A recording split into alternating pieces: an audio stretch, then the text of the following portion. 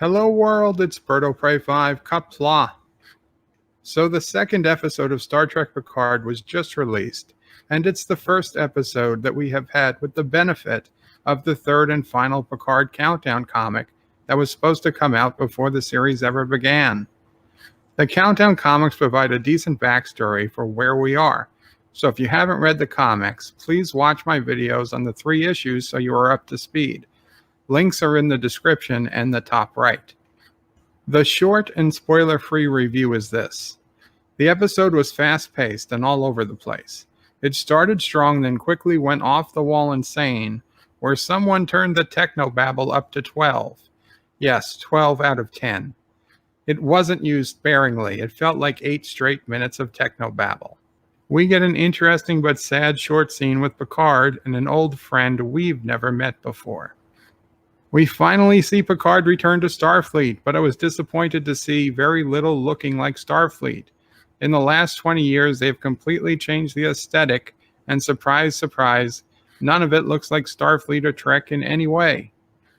Picard gets denied by Starfleet, which was in the trailer, so it's not a spoiler. Picard realizes he'll need to get his own ship, and rules out contacting his old crew because they would do it out of loyalty to him, but apparently that's a bad thing. Picard then tracks down his last hope, who is another friend that we've never met on screen, but you know who she is if you read the Countdown comics or watched my videos about them. This episode ended, and I honestly thought we had another 15 minutes to go. It turns out this episode is only about 42 minutes long without the previously on that preceded it. Overall, I give this a 6 out of 10, which is far below the 8.5 out of 10 I gave the first episode. It's still far above anything we've seen from Star Trek Discovery and Star Trek Short Treks. I will say this, the rumor they were on Earth for 3 episodes may well be true, but that simply means Picard himself is on Earth. There are off-world scenes in both shows, though more so in this second episode. Okay, with that out of the way, we'll transition to the spoilers. The episode opens with a welcome flashback to the day of the synthetics attack on Mars. We see how primitive those androids were, and they were extremely basic compared to data or even holograms we have seen in prior Treks. Basically, they were just tools for human workers to command. We see the workers on Mars don't treat the androids like people, and that's easy to accept because they are hardly people. For a reason we are not given, one of the synthetics starts putting a bunch of commands into a computer. Alarms start going off. Workers who try to stop it are instantly killed. When done, the android kills everyone in the room and then itself. We then see the attack going on around the entire planet.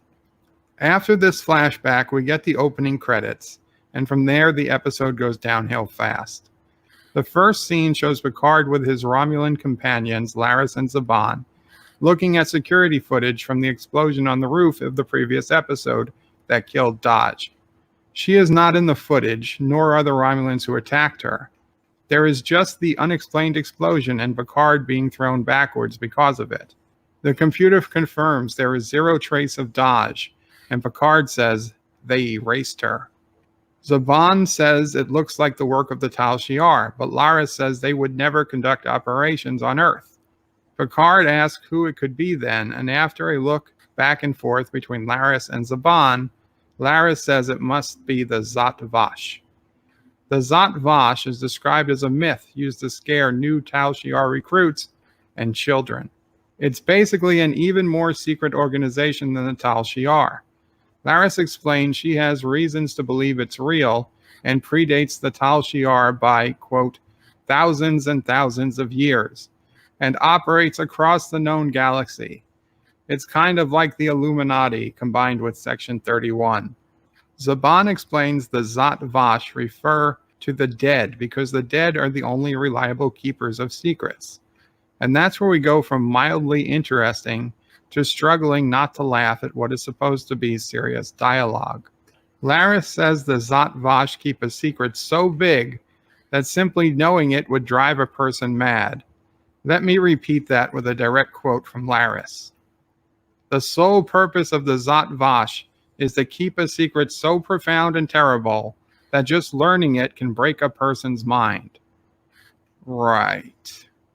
So either we're never going to learn this terrible secret because it would be some sort of human rights violation to share a secret so big it could break our minds, or we'll learn the secret and it will be profoundly disappointing. I can't say I look forward to either outcome. What follows is several minutes of two different scenes inexplicably edited together. As Picard, Laris, and Zhaban continue to talk about the Zhat Vash while on Picard's vineyard, Picard and Laris simply beam into Dahj's former apartment. No explanation of how they got there. The vineyard conversation and the apartment conversations converge on the fact that the Zhat Vash's secret mission is to prevent all and any synthetic life from ever being developed. Also, the Zhat Vash nearly perfectly erased all traces they were there, but Laris has a secret piece of Romulan technology on her even Picard didn't know about, and she can tell they were there.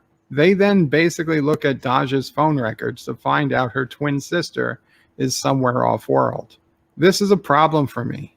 If Dahj knew she had a twin sister, why didn't she tell that to Picard last episode? It seems pretty important. It seems like something she'd have said when she was trying to prove to herself she was a real person and remembered her family. She should have mentioned her twin. I assumed after the first episode she had no idea she was a twin, but if they call each other, that theory holds no water. Laris's super secret Romulan tech was able to reconstruct images and conversations of Dahj and her boyfriend from hours before. In a world where this is routine forensic work, at least for Romulans, that detailed holograms and conversations can be reconstructed from just molecules in the room, then believing a positronic brain can be recreated from a single neuron isn't a stretch at all. The privacy implications of Star Trek Picard are chilling. This may be the show's biggest legacy. Living in the Federation may never have been the paradise we were told it was.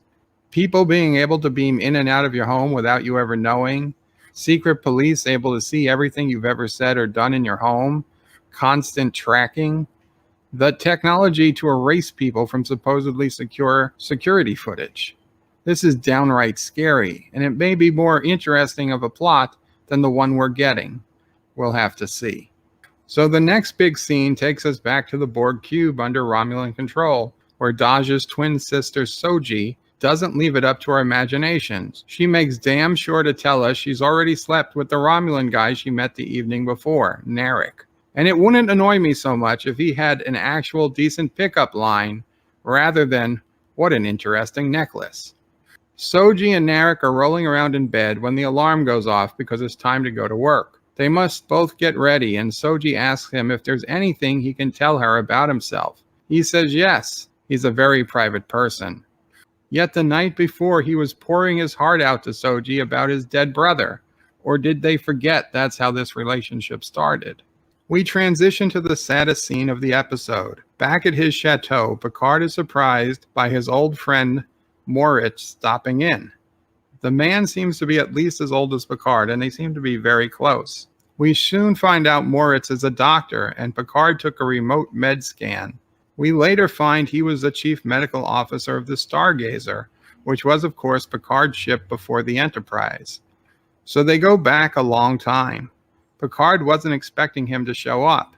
His office was just supposed to send Picard a certificate of interstellar service as soon as the doctor saw the results. This is where the doctor's face goes from happy to bleak. Picard realizes right away there's a problem. The doctor suggests Picard drink something stronger than his usual tea. I kind of like this callback to the old days of the original series when doctors sometimes doubled as bartenders. The doc tells Picard he scores at or above the Starfleet minimums for interstellar service. Picard is in excellent shape. The problem is with his parietal lobe abnormality. The doctor can tell it's getting worse, and Picard will soon, if he hasn't already, feel symptoms. And regardless of the specific disease, they will all make him lose his mind before it kills him. Picard takes it stoically. After all, since the events of All Good Things, Picard has known this day was coming. Despite the abnormality, Picard tells his doctor friend he needs that clearance to fly. The doctor agrees and says if he's lucky, something out there will kill Picard before his parietal lobe does. With his medical clearance on file, Picard returns to San Francisco. We see those cool if spooky transporter gates in use. Picard admires the building, then walks in and looks up. We see a brief glimpse of the Discovery version of the USS Enterprise as a hologram before it changes to a hologram of the Enterprise D. This is the scene in where Picard has to spell his name to a young Starfleet officer to get a visitor's pass to meet with the Admiral, who clearly does not like Picard. Picard begs for a temporary reinstatement with a small ship and crew. The Admiral tells Picard in no uncertain terms, absolutely not, and to go home, which he does. The dialogue between Picard's interaction with the Starfleet Admiral was downright vulgar, but we do find out 14 species threatened to leave the Federation if they continued to help the Romulans. I was surprised we got such a good reason for Starfleet to change their mind on helping the Romulans. It's not just because they wanted to be a-holes. Unfortunately, nothing but the holograms of the ship and the uniforms is familiar in Starfleet headquarters. The grounds, the hallways, the offices, they barely look more modern than current-day office buildings. I think Picard was set 20 or 30 years in the future, not 400. Back on the Borg cube, we see Soji meet a new friend who happens to be a Trill, so she has those famous spots. But she also happens to be black. So if you don't know what a Trill is, you probably missed the spot she has altogether, or think it's some kind of rash. Apparently humans and other species working on this cube all chose to be there. The Romulans have apparently been taking this cube apart for 16 years, and there are still warnings that sections of the ship have assimilated Borg walking around. We also find out the Borg are still a threat. They still exist. So Janeway did not destroy the entire collective in Endgame. We were never sure until now. Back at the vineyard, there is an emotional scene where Picard takes out his old communicator, goes outside under the night sky and puts it on, and calls someone named Rafi and begs for them not to hang up. If you don't know about the Countdown comics, then you don't know Rafi Musiker was his first officer on the USS Verity, the ship he was on as an admiral after the Enterprise Z and during the evacuation of Romulus. Later, at the end of the episode, he goes to see Rafi in person. He gets dropped off by a shuttlecraft with a taxi printed on the side. Rafi comes to the door with the hum of a phaser and tells Picard to get lost. He turns around but mentions Romulans acting covertly on Earth, as he knew that would get her attention because she was the Federation's expert on Romulans when she was active. This is all in the comics. There was one more scene I wanted to bring up. Picard gets back to the vineyard and the cyberneticist from the previous episode was in his house looking at an Isaac Asimov book. Picard notices the book and says, I never really cared for science fiction. I guess I just didn't get it. So, haha. After this, we find out Daj appears to have come out of nowhere about 3 years before. Her history is entirely fabricated, masterly fabricated. Bruce Maddox, a cyberneticist who is also described as a friend of Data's, is one of the few people who'd be able to make up a fake identity so well. It's also logical to Dr. Girardi that Maddox would have known about Data's painting titled Daughter and purposely built Daj and Soji to look like her. Dr. Girardi makes a great impression on Picard when she chooses Earl Grey tea. In fact, every line she says seems to make Picard more comfortable with her. I am trusting Dr. Girardi less and less. Keep an eye on her. When telling Laris and Zhaban he's going to find Daj's twin, Laris calls him crazy. Picard says nevertheless he has to go. Zhaban suggests calling his old friends Riker, Worf, and LaForge. Picard says no to them. He wouldn't risk them because they're too loyal. It's mostly a throwaway line, but it confirms Geordi LaForge is alive. By all rights, Geordi should be dead. He was in charge of Utopia Planitia when it was attacked by synthetics. I strongly suspect in the original storyline of the final Countdown comic, Geordi was supposed to die. But when it was clear they were going to start bringing TNG cast members back into the show, they had to change the comic so Geordi doesn't die. I suspect, and it's only speculation, that the changing of the comic so Geordi doesn't die is why the final Countdown comic was 2 weeks delayed. The biggest problem with Star Trek Picard is it's too contemporary, as it was described on Anti-Trekker's stream. Contemporary sets and worse, contemporary language. These people speak like any other television show, swearing and all. I'll watch it. It's still decent sci-fi, but it continues to move further away from the Trek we knew. I think my 6 out of 10 review might even be slightly generous, but I look forward to next week. Please remember to like, comment, and subscribe. Check out BirdoPrey5.com for all your Bird of Prey 5 needs, including becoming a Bird of Prey 5 superfan on Subscribestar. Qapla all, and take care.